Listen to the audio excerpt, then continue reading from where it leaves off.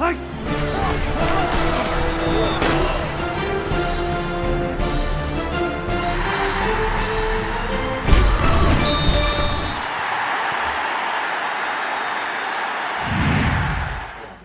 I'm not concerned at all. Do I like it? No, but I'm honestly not concerned with it one bit. So when Brent Parker dropped that down here, what was your reaction as a junior quarterback at the time? Did you want to tear his head off, or did you go? I just kind of went off the field, and I didn't really know whether somebody started a rumor that it got tipped. And so I thought maybe the ball got tipped. And I didn't know till later on when I saw it on the news. But no, I actually went and talked to him that night in the dorm, and Brent's was a good player for us, worked hard, made a lot of plays, just dropped the ball. Over the past few weeks, you've talked a lot about the depth of this team. Talk about your comfort level and confidence in the younger receivers that are going to have to step up now with Hubert out. Well, there's more reps now for Michael Harrison. Isaiah's not a younger player, but he's been in our program, but more reps for him. Josh Stewart's got to play more. So they're guys that have been around our program and understand, and now they have to step up and make more plays. And we've been fortunate here for the last few years that whenever we turn it over to them and say, you're the guy, that they've stepped up and played pretty well. And as I stay in this business and this profession longer, I realize that when you hand the reins over to another player, they'll play better than you think they will, because now they have to make plays. Brandon Whedon in the second half of Colorado, first time he ever got out of the box, played a lot better than everybody thought he would, including me, because he was the guy. He had to go out and make plays. Well, what is your assessment of how those guys played on Saturday? Not only catching the ball, but blocking and everything else you're asking to do. Yeah, they played fine. They did well. Isaiah made some catches and made a couple blocks for us. And Josh Stewart has continued to get a little bit more playing time each week. He's showing up on special teams. And the other guys have been playing all year. Something that's been missed is the lack of penalties. You guys, I think, had less than 5 the last 2 games. What emphasis do you place on not having penalties in the game? Well, I'm pleased with what our team's done from a penalty standpoint. I think we had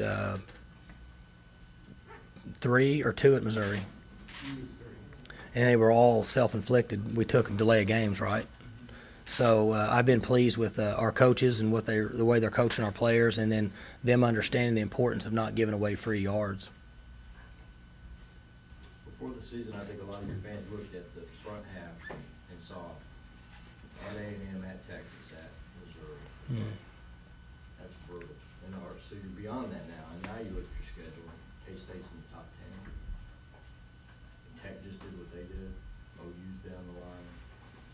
Can you just talk about the second half of the schedule and how it shapes up for you? Really, I mean, if anything, it's as difficult as the front half. Well, it's every bit as difficult as what we went through. And so, again, it validates the strength of our league that people are debating across the country. Still puzzles me, but every game will be a challenge for us. You've playing very good teams who have had success, not only in this league but against opponents outside of our league. And they all have a certain aspect of their team that makes them good, whether it's not making mistakes and being sound on defense and quarterback playing smart, or a quarterback who's playing smart and electrifying, or the ability to throw for 400 yards at any given time if you're not careful. So they all have their strengths. And so, again, it makes for great Saturdays for the fans and not so much fun for the coaches. Usually by this point in the season, you'll kind of identify a guy who might be out of the radar a little bit, but you'll start kind of mentioning him now and then as a guy that should be a bit all Big 12 guy. Do you think Blatnick maybe might be that guy for you this year? He's very worthy of strong consideration for all Big 12. Made a bunch of plays. Is he consistently the best end play you ever had as a head guy here from him? Trying to reflect back on if we had any that are still playing in the pros, ends. I don't think we have, do we? Smith. Who? Antonio Smith. Yeah, Scooby was actually a little bit before me, but since then, Jamie would have been what would be the most consistent, yes. Cowboys have scored 80 points off takeaways. That's impressive. What's that? The Cowboys have scored Oh. 80 points off takeaways. That's impressive. If we're fortunate enough to continue to get turnovers, we'll have a chance to be in every game. We should have enough players on offense and enough maturity to take advantage of those, and then it becomes a percentage game. You have so many opportunities to score, and if you have X number of players that are good enough to do it, then chances are you're going to score more points than the other team is based on the opportunities you get, which lessens their opportunities. And so we've been fortunate in the second half. Our defense has been really good in that area. With the success that you've had with the turnovers leading the country and everything like that, when the team is moving the ball on you, do you almost, from a mindset standpoint, expect a turnover to come? And you think your defense has that same feeling? Well, we've started to expect it. What we'd like to do is minimize them moving the ball some, and then if we do get the turnovers, it makes it even that much better. So there's a lot of talk about where we're at statistically in all three phases, justifiably so. But ultimately, those three phases have to come together, and you have to find a way to win the game somehow. And so that's where I'm pleased with the way our team is playing, because they're kind of working together and finding a way to win the game somehow. Whether the offense has had a few bad series in a row and the defense puts them back on the field, or defense forces turnovers and offense takes it and scores, or a kick return. So we've been fortunate that we've all kind of worked together and found a way to win. How does defensive line play factor into turnovers? Well, it's big, because if you look at the tape, two of them I know for sure. Well, three of them, because Wilson Yeoman stripped the ball out one time. The interception that Broderick Brown had, one of our defensive linemen, I can't remember which one, was right in the quarterback's face and made him throw the ball high, and it went 2 feet over the receiver and hit Broderick in the chest.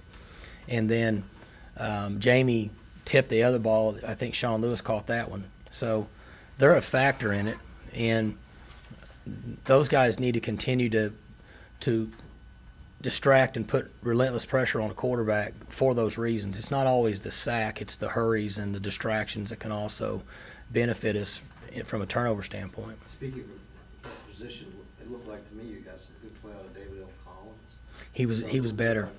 David L. plays a little high at times, and he's learning. He's young, and he's really tall, and he needs to learn to keep his pads down.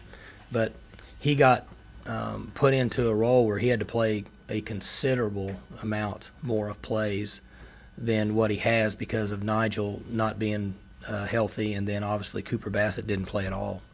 So he made a few plays for us.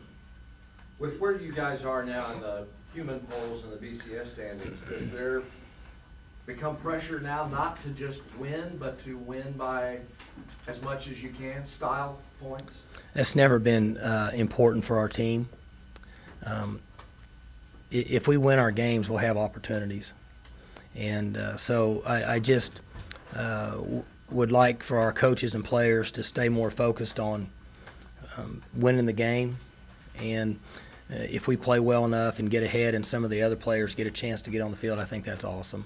But we just need to take care of tomorrow's practice and throughout the week, and in that game, no matter what it is, whether it's 1 point or 40 points, we need to find a way to win that game. When your players are asked about the rankings, they say the only BCS poll they care about obviously is the first Sunday in December. But when you see OSU come in at number 3, the highest they've been ranked in BCS, you had a moment where you just thought about the rise of this program? I mean, when you see it ranked so high? Yes. I mean, I'm like everybody else. When you drive in a car or lay in bed and you can't go to sleep, your mind spins, and so you think about things. And I'm very proud of our team. I'm very proud of where we're at right now. And our goal is to try to win every Saturday, and then try to do the right thing while we're doing it, and make decisions with our team and our recruiting and inside our organization that can continue to promote success in this program for a long time. That's really kind of my train of thought right now. Coach,